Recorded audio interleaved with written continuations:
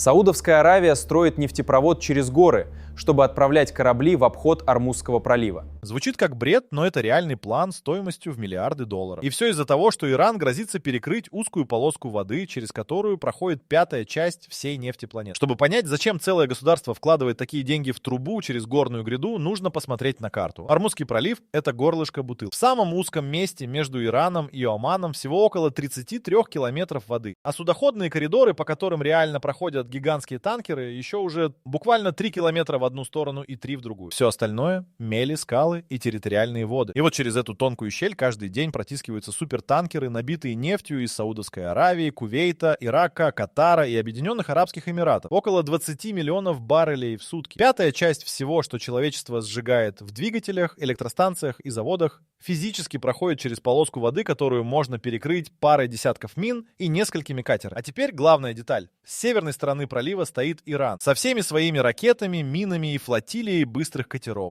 И каждый раз, когда отношения с Западом накаляются, Тегеран повторяет одну и ту же фразу: «Закроем Ормуз, и мир останется без нефти». Долгие десятилетия это считали блефом. Иран сам вывозит свою нефть через этот же пролив. Перекрыть его нефть значит выстрелить себе в ногу. Но соседи по региону однажды поняли простую вещь. Полагаться на то, что противник будет вести себя разумно, плохая стратегия, когда на кону вся экономика страны. И тогда в Эр-Рияде родилась идея, над которой поначалу смеялись даже собственные инженеры.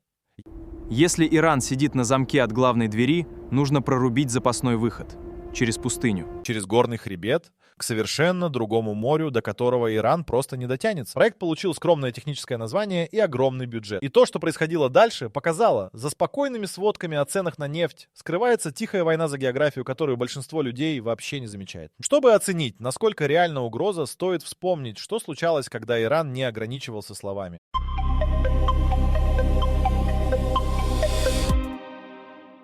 В 80-х, во время войны с Ираком, обе страны начали охотиться на танкеры в Персидском заливе. Этот период так и назвали. Танкерная война. За несколько лет было атаковано больше 300 судов. Танкеры горели, тонули, экипажи гибли. Дошло до того, что американский флот стал сопровождать кувейтские танкеры, а те временно переписывали под американский флаг, формально нельзя было трогать. Именно тогда весь мир увидел вживую, что значит поставить нефть в заложники. Цены на топливо скакали от одних только новостей об очередной атаке. И самое неприятное, никто толком не мог защитить огромный медленный танкер в узком проливе от маленького катера с ракетой или от мины, которую ночью тихо сбросили в воду. С тех пор Иран методично наращивал именно этот тип сил. Не гигантские линкоры, а рои быстрых катеров, береговые противокорабельные ракеты, спрятанные в скалах, тысячи морских мин и подводные лодки, способные незаметно подойти под воду. Все это оружие заточено под одну задачу — сделать проход через Ормуз смертельно опасным в тот момент, когда Тегеран этого захочет. И расчет здесь холодный. Ирану не нужно перекрывать пролив навсегда. Достаточно на несколько недель превратить его в зону боевых действий. Страховые компании тут же откажутся страховать рейсы, судовладельцы остановят танкеры, и цена барреля улетит вверх еще до того, как затонет первое судно. Экономический удар наносится не взрывом, а страхом перед взрывом. А теперь та деталь, которая переворачивает всю картину.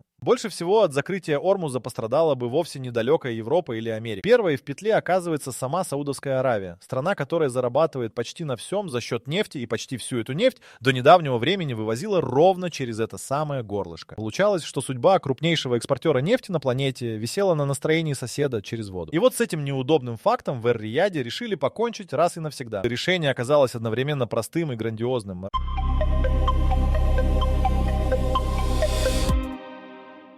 Раз опасно вывозить нефть через восточное побережье, обращенное к Ирану, нужно перебросить ее на противоположный край страны, к берегу Красного моря. А оттуда танкеры спокойно уходят через Баб-эль-Мандебский пролив в Индийский океан или через Суэцкий канал в Европу, вообще не приближаясь к Ормузу. Между двумя морями лежит вся Аравия, это около 1500 километров пустынь и горных гряд. И вот через все это проложили стальную реку. Трубопровод, который саудовцы называют Восток-Запад, а инженеры знают под аббревиатурой Петролайн. Труба диаметром больше метра тянется от нефтяных полей на востоке страны до порта Янбу на западном побережье. Именно эту картину и рисует фраза про корабли, уходящие в горы. Танкеры, конечно, не ползут по перевалам. В горы уходит сама нефть, по трубе, которая карабкается через хребты Аравийского щита. А в порту на другом краю полуострова эту нефть снова закачивают в танкеры, и те выходят в открытое море, оставив Ормуз далеко за спиной. Магистраль это не новая. Ее построили еще в 80-е, как раз на фоне той самой танкерной войны. Изначально она перекачивала около 1,5 миллиона баррелей в сутки. Но настоящая история началась потом, когда угрозы из Тегерана стали звучать все чаще, и саудовцы взялись эту трубу разгонять.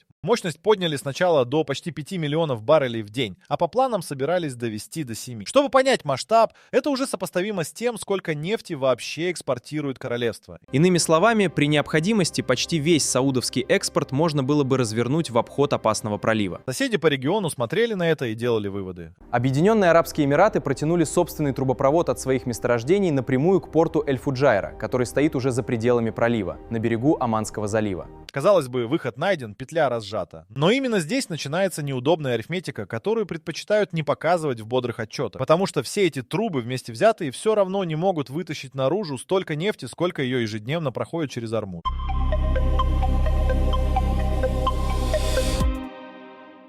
Посчитаем на пальцах. Через Ормуз идет около 20 миллионов баррелей в сутки. Все обходные трубы региона, если сложить их вместе и запустить на полную мощность, вытянут в лучшем случае 6-7 миллионов. Да? То есть даже в идеальном сценарии больше половины нефти все равно остается запертой внутри залива без всякого выхода наружу. Это первый неприятный нюанс. Второй куда интереснее. У саудовцев, кроме трубы на запад, есть еще один козырь, о котором говорят гораздо реже. Старый нефтепровод, который когда-то тянулся через всю пустыню в Ливан и назывался Топлайн. Часть этой системы уходила в сторону Ирака и Иордании. Долгие годы она стояла заброшенной и ржавела в песках. Но в последние годы ее начали тихо приводить в порядок, как еще один запасной коридор на случай большой беды. А самый неожиданный маршрут придумали не сами сауды. Появились планы протянуть трубу через территорию соседей к побережью Аравийского моря в Омане, в район, который уже полностью вынесен за скобки любого конфликта в проливе. Идея в том, чтобы качать нефть напрямую в открытый океан, минуя вообще всю зону, до которой дотягиваются. Но вот в чем загвоздка со всеми этими обходными путями. Труба, то это не кран, который можно мгновенно открутить на полную. Чтобы прогнать по ней максимум нефти, нужны насосные станции, электричество, резервуары на обоих концах, свободные танкеры именно у нужного берега. Все это должно быть готово заранее. В момент кризиса перестроить логистику целой страны за пару дней невозможно. И тут всплывает еще одна деталь, о которой стараются не думать вслух. Сами трубопроводы, вот это тоже мешает. Насосная станция посреди пустыни или порт на побережье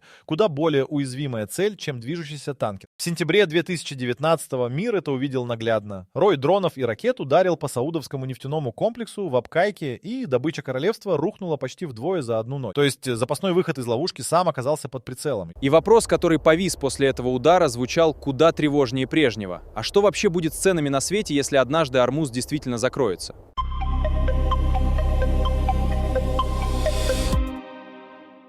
Ответ на этот вопрос экономисты просчитывали не раз, и цифры выходят пугающие. По разным оценкам, при полном закрытии пролива хотя бы на месяц цена нефти подскакивает до 150, а в самых мрачных сценариях до 200 и выше долларов за баррель. А это уже не просто дорогой бензин, это цепная реакция. Дорожает все, что перевозят, производят и обогревают. Инфляция во всем мире, замедление экономик, паника на бирже. И вот теперь становится понятно, почему план с нефтью, уходящий в горы, вовсе не безумие, а холодный расчет. Саудовская Аравия потратила миллиарды не для того, чтобы полностью заменить Ормуз, это, как мы уже выяснили, невозможно. Смысл в другом. Королевству нужно вывести из-под удара хотя бы свой собственный экспорт, чтобы в момент кризиса не рухнуть первым. Если Иран однажды перекроет пролив, саудовцы хотят оказаться единственными, кто продолжит качать нефть на мировой рынок через трубу на запад, к Красному морю, мимо всей опасной зоны. И пока другие производители залива будут сидеть в заперти, глядя на свои остановленные танкеры, Эр-Рияд станет продавать нефть по двойной цене. Ловушка, которую Иран строил как оружие против всех, для саудовцев превращается едва ли не в возможность. В этом и заключается вся ирония истории. Труба через горы греть – это не только страховка от блокады. Это ставка на то, что когда рванет, ты останешься на ногах, а конкуренты нет. Именно поэтому в июне 2025-го, когда напряженность вокруг Ирана снова резко подскочила, и его парламент опять заговорил о закрытии Ормуза, рынки задергались, но настоящей паники не случилось. Все понимали, главные игроки давно готовились к этому дню. Обходные трубы, запасные порты, восстановленные старые магистрали – вся эта тихая работа десятилетий и была ответом на угрозу. Иран может закрыть дверь. Но за годы соседи прорубили в стене столько запасных лазов, что его главный козырь на глазах теряет силу. Оружие, которым можно пригрозить, но которое все труднее применить, не убив при этом самого себя. Потому что первым в перекрытом проливе задыхается именно тот, кто вывозит нефть только через него. А вывозит через него, напомним, и сам Иран.